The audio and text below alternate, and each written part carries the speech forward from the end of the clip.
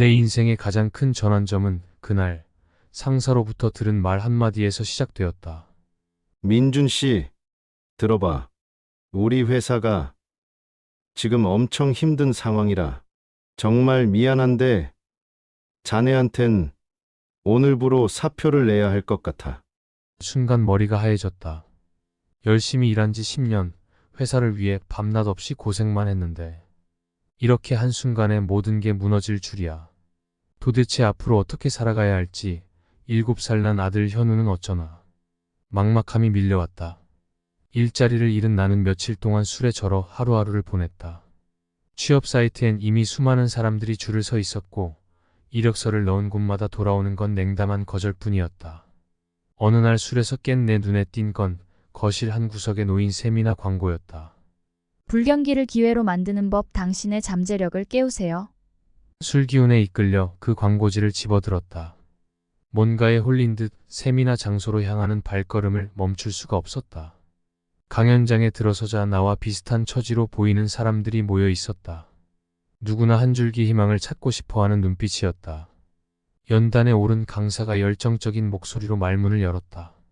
여러분, 이 힘든 시기에 중요한 건 바로 자신만의 강점을 발견하고 그걸 필요로 하는 사람에게 전달하는 겁니다. 그래야만 불경기에도 꽃을 피울 수 있어요. 순간 머릿속이 번쩍 들 것만 같았다. 그동안 내가 간과하고 있던 게 바로 이거구나. 강의가 끝나고 마이크를 잡은 나는 떨리는 목소리로 물었다. 그럼 제가 가진 강점은 뭘까요? 강사의 눈이 반짝였다. 민준 씨, 당신은 사람의 마음을 읽는 재주가 있어요. 상대방의 고민을 공감하고 그에 맞는 해결책을 제시하는 탁월한 능력 말이에요. 이건 누구나 가질 수 있는 재능이 아니랍니다. 머릿속이 싹 비워지는 느낌이었다. 내가 가진 재능이 바로 이거였구나. 어쩌면 이 재능 하나로 새로운 길을 개척할 수 있을지도 모르겠다는 생각에 심장이 쿵쾅거렸다. 세미나장을 나와 집으로 오는 길은 한없이 가벼웠다. 막연한 두려움은 온데간데 없고 앞으로 내가 걸어갈 길에 대한 희망만이 가득했다. 그 후로 달라진 일상은 술 대신 책이 차지했다. 심리학 서적부터 상담 기법까지 사람의 마음을 이해하는 데 도움될 만한 책은 모조리 탐독했다. 이웃들의 고민 상담을 해주기 시작한 것도 그 즈음이었다. 상담 내용은 다양했다. 자녀 교육, 부부 문제, 직장 스트레스까지. 내 앞에 마음의 문을 연 사람들은 어느새 내 조언에 귀를 기울이고 있었다. 3개월 후 나는 지역신문에 작은 광고를 냈다. 고민 상담소 오픈. 당신의 마음을 함께 나눠드립니다. 광고를 보고 찾아오는 사람들은 날로 들어갔다. 구두쇠로 소문난 아저씨부터 학교 폭력에 시달리는 중학생까지 다양한 연령층의 사람들이 내게 마음의 문을 두드렸다. 나는 진심을 다해 그들의 이야기에 귀를 기울였다. 말 한마디, 눈빛 하나에도 상대방을 향한 공감을 담았다. 그들 안에 내재한 힘을 일깨우고 스스로 해답을 찾아갈 수 있도록 이끌었다. 고민 상담은 나에게 큰 보람을 안겨주었다. 내 도움으로 희망을 되찾은 사람들의 밝아진 얼굴을 보면 가슴이 뭉클해졌다. 이게 바로 내가 평생 해야 할 일이라는 걸 깨달았다. 그렇게 3년의 시간이 흘렀다. 어느덧 나는 동네에서 소문난 고민 해결사가 되어 있었다. 찾아오는 사람들도 많아져 동네 사랑방 같은 분위기가 되어갔다. 그러던 어느 날 청천벽력 같은 소식이 날아들었다. 대기업 S사에서 나를 스카우트하겠다는 것이 아닌가. S사 임원은 내 능력을 높이 평가했다. 디하의 상담 능력이야말로 우리 회사가 찾던 인재상이에요. 직원들의 마음을 어루만지고 그들이 최상의 역량을 발휘하도록 이끌 적임자라고 봅니다. 한참을 고민했다.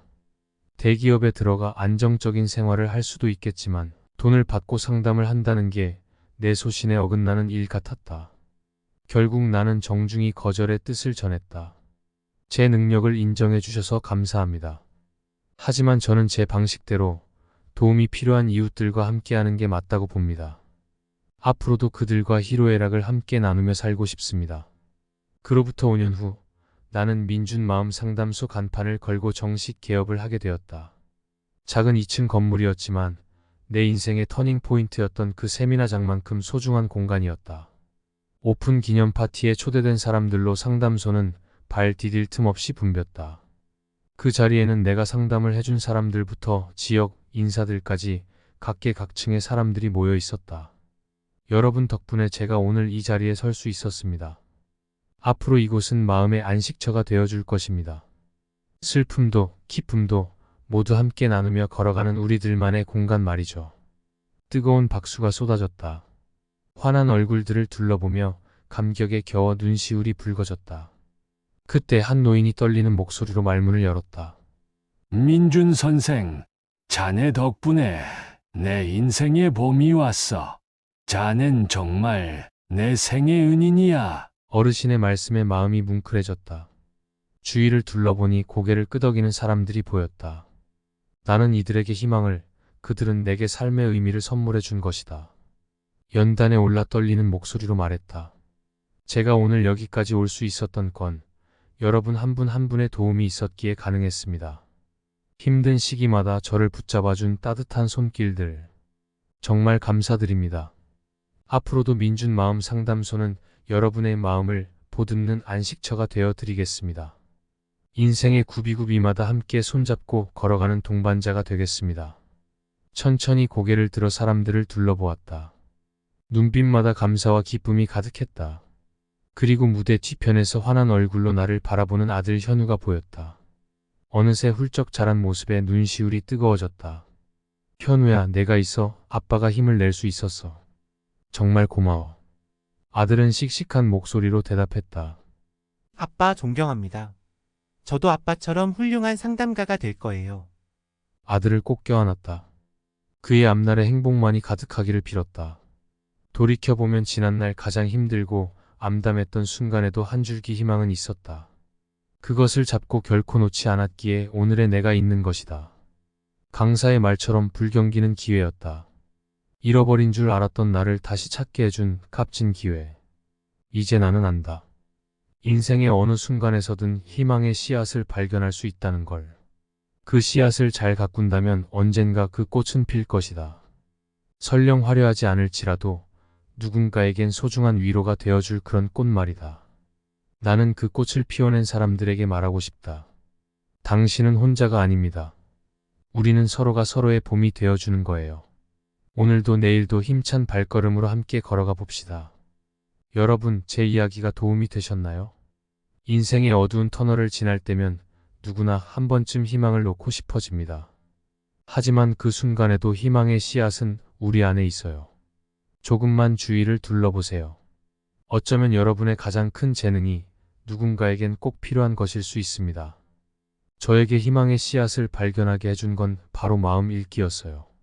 남들의 고민에 귀 기울이고 공감하는 것, 이게 제가 가진 재능이자 저를 새로운 삶으로 이끈 원동력이었죠. 여러분도 자신만의 씨앗을 찾으셨나요?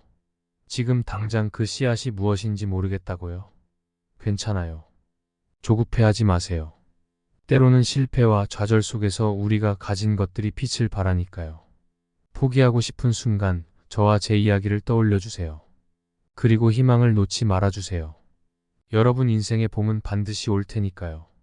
오늘 제 이야기를 들어주셔서 정말 감사드립니다. 부디 여러분의 앞날에 행복한 일만 가득하시길 바랄게요. 영상이 도움되셨다면 좋아요와 구독, 그리고 댓글로 여러분의 이야기도 들려주세요. 같은 고민을 안고 있는 누군가에게 여러분의 말 한마디가 큰 힘이 될 수 있을 거예요. 다음에 또 뵙겠습니다. 그때까지 늘 건강하시고 하는 일마다 즐겁고 보람 있으시길 바라겠습니다. 고맙습니다.